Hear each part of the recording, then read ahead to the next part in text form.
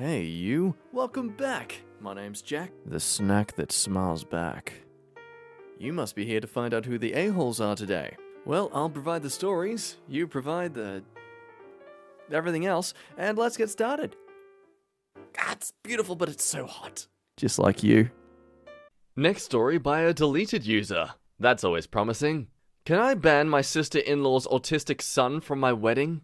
Me, male 31 years old, and my boyfriend, male 29 years old, have been planning our wedding for a couple of months now. It was supposed to take place in June, but after COVID and Trump's mismanagement of our country, we've been forced to push it back.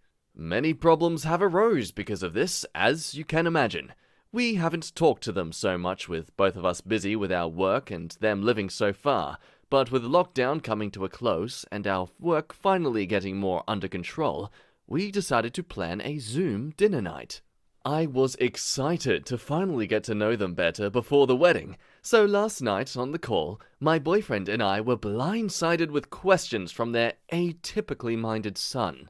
At first, I was tolerating his ignorant questions with him being so young and mentally challenged, but as the night went on, I found myself quite disgusted by his not understanding of our relationship. I had to hang up immediately. Boyfriend was upset. I told him that his nephew's questions deeply hurt me and I didn't want him at the wedding. The rest of the family was still welcome, but their son must not come. He did not like this at all, and so it devolved into a shouting match between the two of us. Needless to say, I slept on the couch because of this one. I still feel like I'm right, but I'd be willing to hear what you folks think. This one has a lot of opinions. Nita, you're kind of easily set off if you're letting an 11-year-old get to you like that, but your wedding day really is all about you, so I don't think any request on it makes you an a-hole. It's unfortunate that you cannot forgive the questions of a child who meant no harm. Counterpoint, it's his fiancé's wedding too, though. One person in the couple doesn't get to decide to exclude a family member unilaterally. Info, how old is the kid? 11. Yita, he is autistic and 11. He doesn't know anything about your life and was seeking information and clearly wasn't getting it. Instead of teaching, you decided to get offended. Grow up.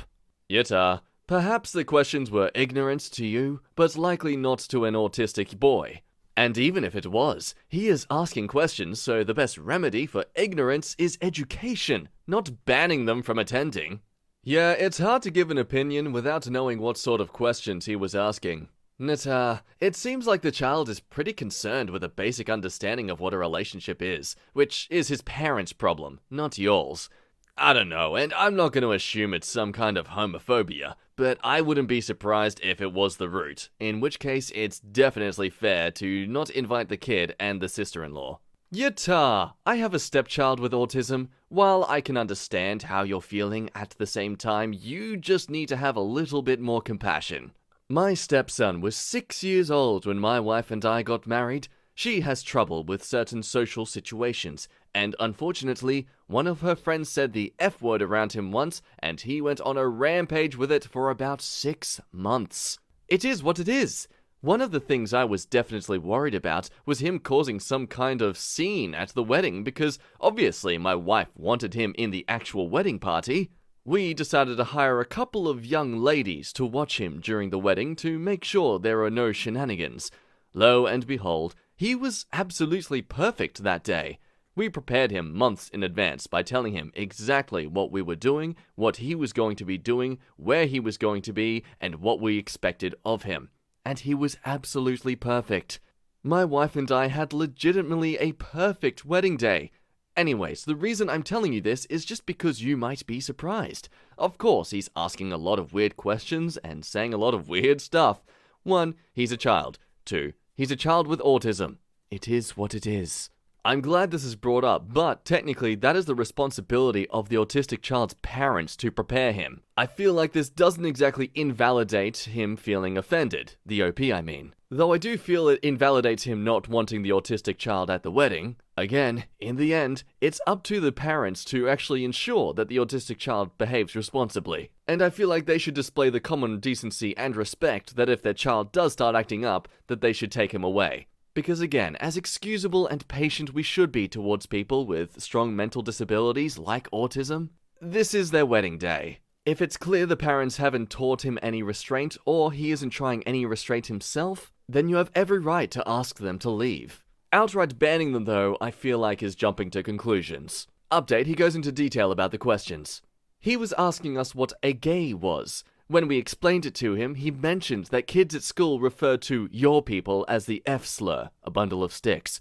From there, we tried to teach him why that was wrong, but he wouldn't listen. I have a younger cousin who is autistic, so I get where you're coming from.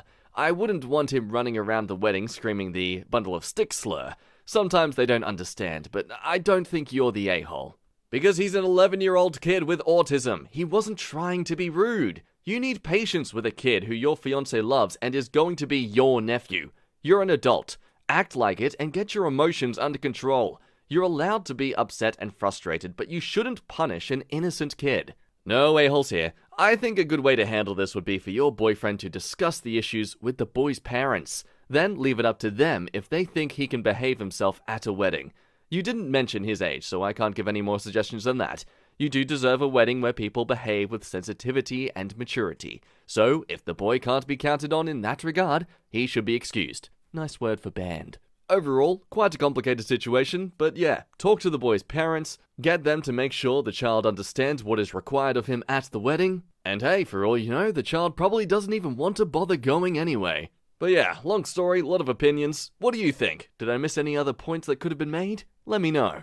Boo! Hello, just noticing you're quite a bit into the video. If you're this far, that means you're enjoying yourself, or you've just forgotten to click off. Don't click off! If you could perhaps like this video or subscribe, that would be mwah. And I will mwah your face if I ever see you. That is not legally binding. Anyway, as you were. Story by Asa Dude. Am I the a-hole for ditching a date because she had hairy legs? So, I met a girl on an app, and we agreed to meet at a park for a picnic. She lives kinda far, and we agreed to drive 40 minutes to this park. I brought a blanket and some snacks. When I park, I see her in real life for the first time. I see she's wearing shorts, and that below her knees, she has hairy legs. Not, I didn't have time to shave hairy. I'm talking half-inch hairs all around. Above the knees was shaved, which was weird. There were 0 pictures of this on her profile. Her legs were covered in each pic. I decided I had no interest in spending my Saturday afternoon on a date with someone I have 0 attraction towards. We sat down and exchanged pleasantries, which I didn't pay attention to because, frankly, I was shook. Instead of manning up and saying, "The legs are a deal breaker, sorry, I'm going to leave," I called a friend and pretended to have a family emergency and left. I wasn't very convincing. I actually laughed a bit on the call. She knew something was fishy and said, "If you don't want to hang out with me, just say so." And I was like, "Oh, I would tell you if I didn't want to. I'm an adult." Oh, buddy, no. From the time I saw her to the time I was headed back to my car, maybe 8 minutes passed. I think the way in which I handled the situation was a-hole-ish, not being straight up. However, I do not think cutting the date short is wrong at all, because I was more or less catfished, and neither of us are entitled to the other's time. What do you all think? I think you are about to be absolutely eviscerated, sir, by a lot of slightly biased opinions. You know, I do find it quite funny. He hasn't brought it up specifically, but it's made me reflect on that sort of issue. While men are burdened with having to make the first offer and all that stuff, women are often burdened with making the rejection and pretty much destroying the guy's self-esteem. And a lot of guys can sometimes go on about how easier women have it. They just have to sit around and look pretty. But leave it up to a guy to reject a girl and geez, he does not know how to be straightforward. Just no guts and honesty whatsoever. Yata for sure. If you find leg hair on girls unattractive, then you do you, I guess. But women aren't obliged to shave their legs to please men. Claiming you were catfished is way overdramatic. Not to mention lying to get out of the date because of it is a major pee-pee move, and honestly, pretty sexist. I hope that girl finds someone who actually respects her body and appreciates her for who she is. You're the a-hole lightly, but only for how you made your exit. Next time, just man up. You don't need a reason to say it was nice meeting you, but I'm not feeling a vibe personally. Best of luck, hug and leave, you know? Then it's no harm, no foul, and you were a gentleman about it. Just 'cause you are on a first date, you don't need to get along or feel committed to making it work. You should treat others with respect, though. You're the a-hole. It's a personal choice not to shave. If that was such a big deal to you, you should have or could have mentioned it, or stayed for the duration of the date and at the end say that you weren't feeling it or don't have a second date. Calling and pretending that there was a family emergency was childish and immature. Then proceeding to lie to her about it is worse. OP's pretty accepting of this. It's definitely childish. However, there's not point in staying until the end of the date when I know I have zero interest. She is not entitled to my time. I know that comes across as a-hole-ish to say, but reality is that's exactly how you display confidence. Not to mention a decent level of self-worth. The only thing that makes you an a-hole about having this opinion is how you treat the person as a result. You should approach a potential partner with the idea that you are just as good as them, not better than them, and not worse than them. It probably would have helped if he maybe said that they both weren't entitled to each other's time, rather than just pointing out his own time. Yata, have you thought about the fact that maybe she was between waxes? Or has insanely sensitive legs and is still figuring out how to handle his legs without the pain? This happened to me. Well, you're the a-hole for the way it was handled, but I doubt it would have gone any better if you told the truth, so...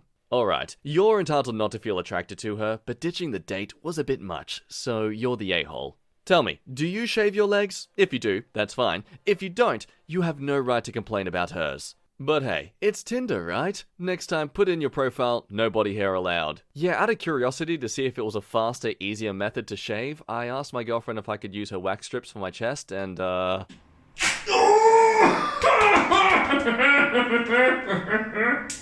no, the middle. Oh, not the middle. No, okay, just do it. You got it. Ah! Oh! Oh no. Ah! Yeah, I didn't like it. No a-holes here, except for all the commenters here who are shocked that people are not attracted to hairy legs. Being honest might have been worse for her confidence than what you did. You didn't waste much of her time, and she has a right to have hairy legs. I don't think you necessarily need to tell her that's the reason you're not into her, and there is nothing wrong with preferring women who shave. It is what it is. I think even if you did go for the full-on honesty route, you should at least also be honest to the fact that you understand it's you being very picky, and acknowledging that you clearly aren't giving her much of a chance, and are again, just being very picky. At least that way you're showing you acknowledge your own flaw in this situation, and she doesn't have to feel like she's completely hideous. Plus, she gets to feel like she dodged a bullet, so that can be quite comforting. Hello. That does us for today's video. Thank you so much for watching. If you're looking at my face right now, that means you liked this video. So all I appreciate is if you would like the video back. Because if you like it, then I'll like you for liking the video, and then I can make more stuff for you to like that you can like. And it'll be just a constant cycle of never-ending pain and suffering. So don't do it alone. Suffer with me. I don't know where I was going with that. If you haven't subscribed but you want to see some more content, then please, what are you waiting for? Click that notification bell so you're always updated on the latest content. And hey, why not check out some other videos while you're here? But anyway, that does me for today. Thank you again for watching. You're an amazing person. I love rambling at you, and I look forward to you staring at me beyond the abyss again soon. I can't close well. Don't at me, okay? My name's been Jack. Bye-bye. You're amazing. See ya!